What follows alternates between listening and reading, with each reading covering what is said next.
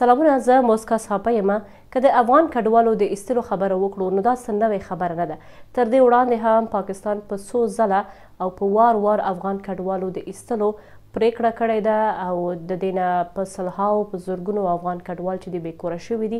او کډوالۍ ته اړ شوي هم دي. خو بیا بل اړخ ته که موږ وګورو، پاکستان د مهاجرینو دپاره هیڅ کوم قانون هم نه لري چې د هغو قانون پر اساس باندې د افغان کډوالو لپاره کار وشي. نو د یو خپله هم زه یو کډواله یم او د یو کډوال په حیث به زما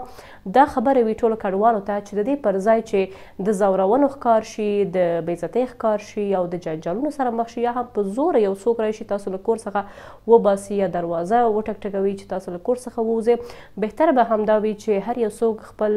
خاورې ته ولاړ شي، ځکه په خپل خاوره کې که افغانان همدومره 40 یا 30 کلونه تیر کړي نو زما په نظر دا کوم ژوند چې دلته لري د دې نه به بهتره به په خپل خاوره کې ولري. او هلته د واکمنانو څخه هم دا هیله ده په افغانستان کې چې افغان کډوالو ته یو ښه زمینه برابره شي څو دوی بیا بیرته دې ته اړ نشي چې پاکستان ته راشي یا کوم بل هیواد ته ولاړ شي، بلکې